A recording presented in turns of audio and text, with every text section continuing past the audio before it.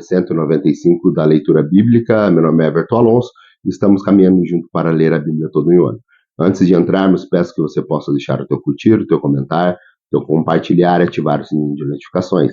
Hoje nós iremos fazer a leitura em Josué no capítulo 20 e 21, iremos a Atos dos Apóstolos no capítulo 1, iremos ao profeta Jeremias no capítulo 10 e finalizando a leitura de hoje iremos ao Evangelho de Mateus no capítulo 24. Aqui em Josué, no capítulo 20, nós vamos encontrar, no capítulo 20 e no capítulo 21, nós vamos encontrar as cidades de refúgio, nós vamos encontrar também as cidades dos levitas. Vamos a essa leitura? Josué, capítulo 20. Disse o Senhor a Josué: diga aos israelitas que designem as cidades de refúgio, como lhe ordenei por meio de Moisés, para que todo aquele que matar alguém sem intenção e acidentalmente possa fugir para lá e proteger-se do vingador da vítima. Quando o homicida involuntário fugir para uma dessas cidades, terá que colocar-se junto à porta da cidade e expor o caso às autoridades daquela cidade. Eles receberão e lhe darão um lugar para morar entre eles. Caso o vingador da vítima o persiga, ele não os encontrarão, pois matou seu próximo acidentalmente, sem maldade, sem premeditação.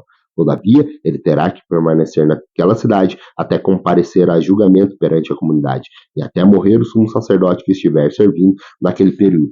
Então poderá voltar para sua própria casa, a cidade de onde fugiu. Assim, eles separaram Quedes, na Galiléia, no monte de Naftali, Siquém, nos montes de Efraim, Quiriate Arba, em Hebron, nos montes de Judá, no lado leste do Jordão, perto de Jericó, e designaram Bezer, no planalto desértico da tribo de Ruben, Ramote, em Gileade, na tribo de Gade, e Golã, em Bassã, na tribo de Manassés. Qualquer israelita ou estrangeiro residente que matasse alguém sem intenção poderia fugir para qualquer dessas cidades, para isso designadas, e escapar do vingador da sua vítima antes de comparecer a julgamento perante a comunidade.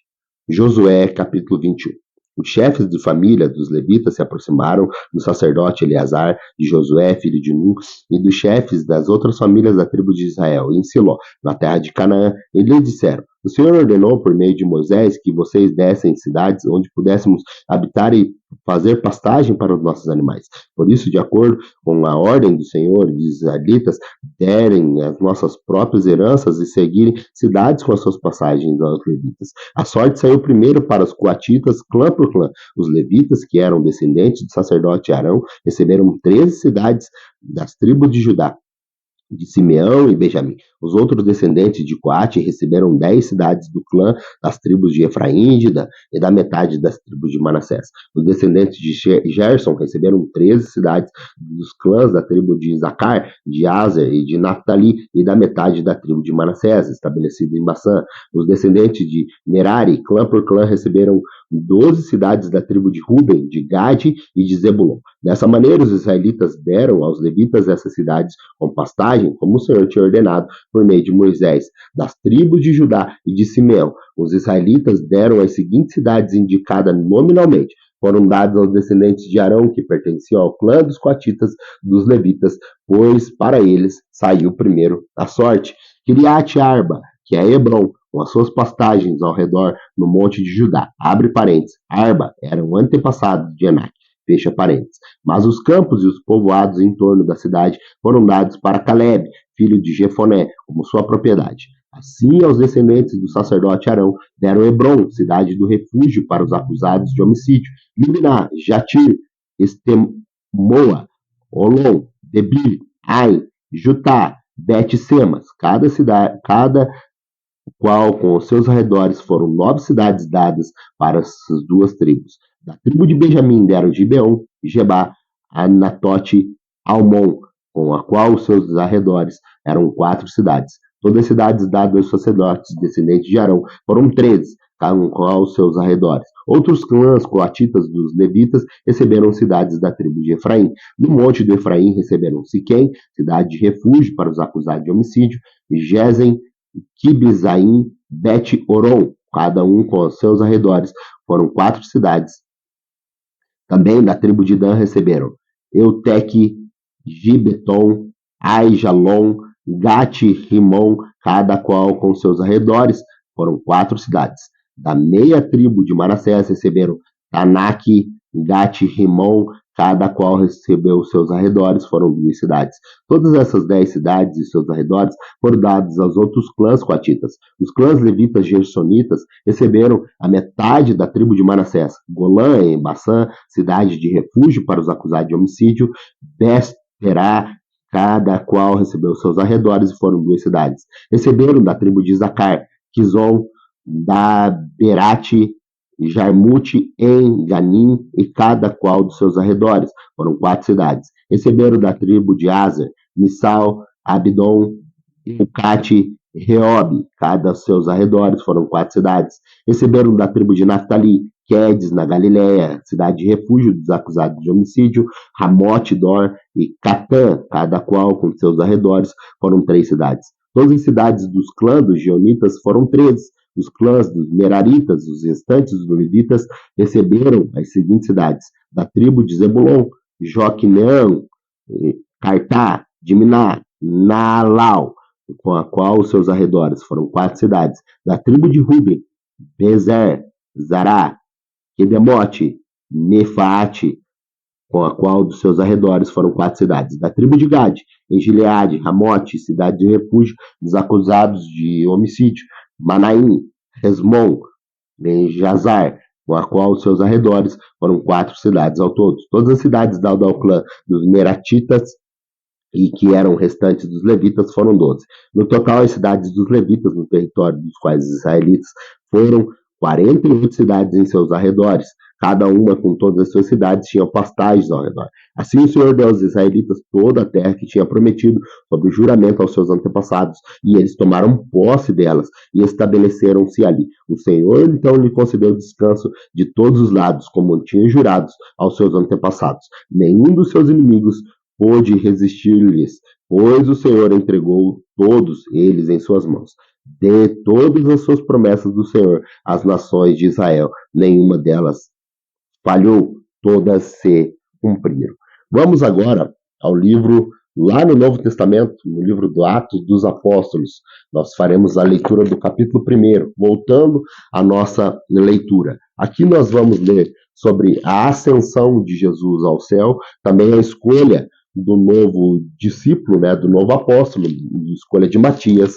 Aqui tudo isso no capítulo 1 de Atos dos Apóstolos. Vamos a essa leitura? Atos dos Apóstolos, capítulo 1.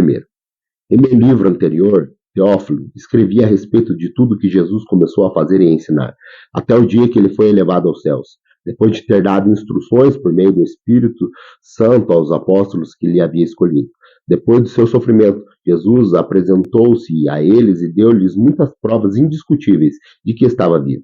Apareceu-lhes por um período de 40 dias, falando-lhes acerca do reino. Certa ocasião, enquanto comia com eles, deu-lhe esta ordem: não saiam de Jerusalém, mas esperem pela promessa de meu Pai, de qual falei a vocês. Pois João batizou com água, mas dentro de poucos dias vocês serão batizados com o Espírito Santo. Então os que estavam reunidos se perguntaram: Senhor, é nesse tempo que vai restaurar o reino de Israel? E ele lhe perguntou: não compete, e ele lhe respondeu: não compete a vocês saber os tempos ou as datas que o Pai estabeleceu para sua própria autoridade, mas receberão poder quando o Espírito Santo descer sobre vocês, e serão minhas testemunhas em Jerusalém, em toda a Judéia e em Samaria até os confins da terra. Tendo dito isso, foi elevado aos céus, nas alturas. Enquanto estava olhando, uma nuvem os encobriu da vista deles, e eles ficaram com os olhos fixos no céu enquanto ele subia. De repente surgiram diante deles 2 homens vestidos de branco. E lhe disseram: Galileus, por que vocês estão olhando para o céu? Este mesmo Jesus que dentre vocês foi levado aos céus voltará da mesma forma como o viram subir. Então eles voltaram para Jerusalém, vindo do monte chamado das Oliveiras, que ficava perto da cidade, a cerca de 1 quilômetro. Quando chegaram, subiram ao seu aposento, onde estavam hospedados. Achavam-se presentes Pedro, João, Tiago e André, Filipe, Tomé, Bartolomeu, Mateus, Tiago, filho de Alfeu, Simão, o Zelote e Judas, filho de Tiago. Todos se reuniram sempre em oração com as mulheres, inclusive Maria, a mãe de Jesus, e com os irmãos dele. Naqueles dias, Pedro levantou-se e entre os seus irmãos, em um grupo cerca de 120 pessoas, e disse: Irmãos, era necessário para que isso cumprisse a Escritura. E o Espírito Santo predisse pela boca de Davi a respeito de Judas, que serviu de guia aos prenderem Jesus. Ele foi contado com os nossos e teve participação neste ministério. Abre parênteses. Com a recompensa que recebeu pelos seus pecados, Judas comprou um campo, ali caiu de cabeça e seu corpo partiu ao meio, e as suas vísceras foram derramadas. Todos em Jerusalém ficaram sabendo disso, de modo que, na língua deles, este campo passou a chamar-se Alcedama, isso é, campo de sangue, fecha parênteses.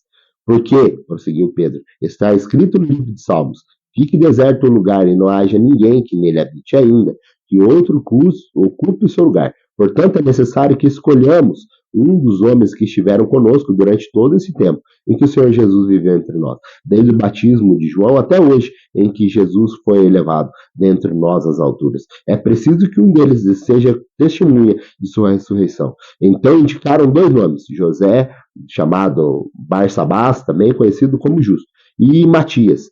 Depois oraram: Senhor, tu conheces o coração de todos, mostra-nos qual deles tem escolhido para assumir o ministério apostólico de que Judas abandonou, indo para o lugar que lhe era devido. Então tiraram a sorte, e a sorte caiu sobre Matias. Assim foi acrescentado aos 11 apóstolos. Vamos voltar agora ao livro de Jeremias, profeta Jeremias. Nós faremos a leitura do profeta Jeremias no capítulo 10. Aqui o profeta Jeremias, ele vai continuar falando contra o povo e ele vai falar sobre Deus e os ídolos daquele povo.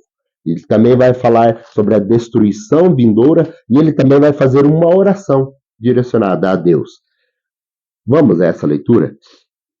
Jeremias capítulo 10. Ouçam o que o Senhor diz a vocês, ó comunidade de Israel. Assim diz o Senhor: não aprendam as práticas das nações, nem se assustem com os sinais do céu. Embora as nações se assustem com eles, os costumes religiosos das nações são inúteis. Corta-se uma árvore da floresta, um artesão a modela e em seu formão. Enfeitam-se com prata e ouro, prendendo tudo com martelo e pregos, para que não balance. Com um espantalho numa plantação de pepinos, os ídolos são incapazes de falar e têm que ser transportados, porque não conseguem andar. Não tenham medo deles, pois não podem fazer nem bem nem mal. Não há absolutamente ninguém comparável a ti, ó Senhor. Tu és grande, e grande é o poder do teu nome. Quem não temerá, ó Rei das nações? Em seu temor te é devido. Entre todos os sábios das nações, entre todos os reinos, não há absolutamente ninguém comparável a ti. São todos insensatos e tolos, querem ser ensinados por ídolos inúteis. Os deuses deles não passam de madeiras. Prata batida é trazida de Tarsis, o ouro de Uz o faz, e a obra do artesão e dos ourives é vestida de ouro, de azul e de púrpura. Tudo não passa de obra, de hábeis artesãos. Mas o Senhor é Deus verdadeiro. Ele é o Deus vivo, o Rei eterno. Quando ele se ira, a terra treme. As nações não podem suportar o seu furor. Digam-lhes isto: esses deuses que não fizeram nem céus nem terra desaparecerão da terra e debaixo dos céus. Mas foi Deus quem fez a terra com seu poder, firmou o mundo com a sua sabedoria e estendeu os céus com seus entendimentos. Ao som do seu trovão, as águas dos céus rugem e formam as nuvens desde os confins da terra. Ele faz relâmpagos para a chuva e dos seus depósitos faz sair o vento. Estes homens todos são estúpidos e ignorantes. Cada ourives é envergonhado pela imagem que esculpiu, e as suas imagens esculpidas são fraude, e elas não têm fôlego de vida. São inúteis, são objetos de zombaria. Quando vier o julgamento delas, perecerão. E aquele que é a porção de Jacó nem se compara às imagens, pois eles que forma todas as coisas. A Israel é a tribo da sua propriedade, Senhor dos exércitos é o seu nome. Ajunte os seus pertences para deixar a terra, você que vive sitiada, porque assim diz o Senhor: desta vez lançarei fora os que vivem desta terra, Trarei aflição sobre eles e serão capturados. Ai de mim, estou ferido, e meu ferimento é incurável. Apesar disso, eu dizia: esta é a minha enfermidade e tenho que suportá-la. A minha tenda foi destruída.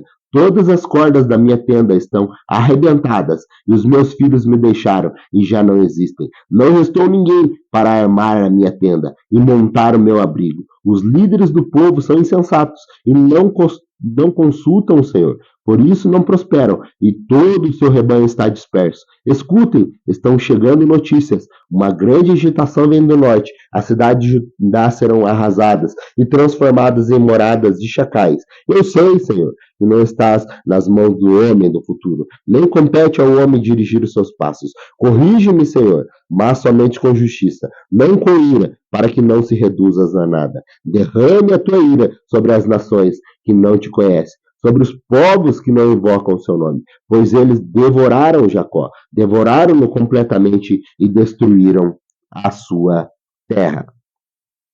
Vamos agora para a nossa última leitura de hoje, que está lá no Evangelho de Mateus, no capítulo 24, onde Jesus ele vai falar do sinal do final dos tempos. Ele também vai falar o dia e a hora que são desconhecidos. Vamos a essa leitura? Mateus capítulo 24. Jesus saiu do templo e, enquanto caminhava, seus discípulos aproximaram-se dele para lhe mostrar as construções do templo. Vocês estão vendo tudo isso? Perguntou ele. Eu garanto que não ficará aqui pedra sobre pedra, serão todas derrubadas. Tendo Jesus se assentados no Monte das Oliveiras, os discípulos dirigiram-se a ele e, em particular, disseram: Diz-nos quando acontecerão essas coisas e qual será o sinal da tua vinda e dos fins dos tempos. Jesus respondeu: Cuidado que ninguém os engane, pois virão muitos em meu nome dizendo: Eu sou o Cristo. Enganarão a muitos. Vocês ouvirão falar de guerras e de rumores de guerra, mas não tenham medo. É necessário que tais coisas aconteçam, mas ainda não é o fim. Nação se levantará contra nação e reino contra reino. Haverá fomes e terremotos em vários lugares. E tudo isso será o início das dores. Então eles entregarão para serem perseguidos e condenados à morte. E vocês serão odiados por todas as nações por minha causa. Naquele tempo, muitos ficarão escandalizados, trairão e odiarão uns aos outros. E numerosos falsos profetas surgirão e enganarão a muitos. Devido ao aumento da maldade, o amor de muitos se esfriarão, mas aquele que perseverar até o fim será salvo. Este é o evangelho do reino, que será pregado em todo o mundo, como testemunha a todas as nações, e então virá o fim. Assim, quando vocês virem o sacrilégio terrível, do qual falou o profeta Daniel, no lugar santo, quem lê entenda. Então os que estiverem na Judéia fujam para os montes, e quem estiver no telhado da sua casa, não desça para tirar dela alguma coisa. Quem estiver no campo, não volte para pegar o seu manto.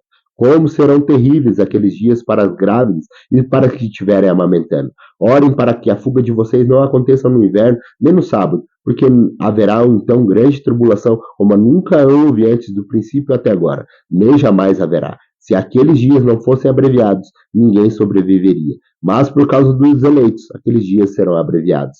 Se então alguém disser: Vejam, aqui está Cristo, ou ali está ele, não acredite, pois aparecerão falsos profetas e falsos cristos que realizarão grandes sinais e maravilhas, para que, se possível, enganar até os escolhidos. Vejam que eu os avisei antecipadamente. Assim, se alguém disser: Ele está lá no deserto, não saiam, ou está ali dentro de casa, não acredite, porque assim como o relâmpago sai do Oriente e se mostra no Ocidente, assim será a vinda do Filho do Homem. Onde houver um cadáver, ali se ajuntarão os abutres. Imediatamente após a tribulação daqueles dias, o sol escurecerá e a lua não dará a sua luz, e as estrelas cairão do céu, e os poderes celestes serão abalados. Então aparecerá o sinal do Filho do Homem, e todas as nações da terra se lamentarão, e verão o Filho do Homem vindo nas nuvens do céu, com poder e grande glória, e ele enviará os seus anjos com um grande som de trombeta, e eles reunirão com seus eleitos dos quatro ventos de um lado, de uma a outra extremidade do céu. Aprenda a lição da figueira. Quando seus ramos se renovem, as suas folhas começam a brotar, vocês sabem que o verão está próximo. Assim também, quando vierem todas essas coisas, saibam que ele está próximo às portas. Eu asseguro a vocês que não passará essa geração até que essas coisas aconteçam. Os céus e a terra passarão, mas as minhas palavras jamais passarão. Quanto ao dia e a hora, ninguém sabe. Nem os anjos do céu, nem o Filho, senão somente o Pai. Como foi nos dias de Noé, assim também será a vinda do Filho do Homem. Pois nos dias anteriores ao dilúvio, o povo vivia comendo, bebendo, casando-se e dando em casamento, até o dia em que Noé entrou na arca, e nelas nada pertenceram, em nada perceberam, até que veio o dilúvio e levou a todos. Assim acontecerá na vinda do Filho do Homem. Dois homens estarão no campo, um será levado e outro deixado. Duas mulheres estarão trabalhando no moinho, uma será levada e a outra deixada. Portanto, vigiem, porque vocês não sabem nem o dia nem a hora que virá o seu Senhor. Mas entenda isso: se o dono da casa souber o dia que viria o ladrão, ele ficaria guardada e não deixaria que a casa fosse arrombada. Assim, vocês também precisam estar preparados, porque o Filho do Homem virá numa hora em que vocês menos esperam.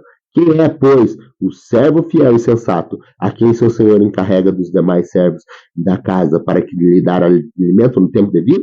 Feliz o servo que o seu senhor encontrar fazendo assim quando voltar. Garanto que ele o encarregará de todos os seus bens. Mas suponham que este servo mau diga a si mesmo: meu senhor está demorando. Então começa a bater em seus conservos e a comer e beber os beberrões. O senhor daquele servo virá num dia em que ele não espera e numa hora que não sabe. E ele punirá severamente e lhe dará lugar com os hipócritas, onde haverá choro e ranger de dentes. Esta é a nossa leitura de hoje. Aguardo você amanhã para mais um dia da leitura bíblica, se assim Deus nos permitir. Até lá.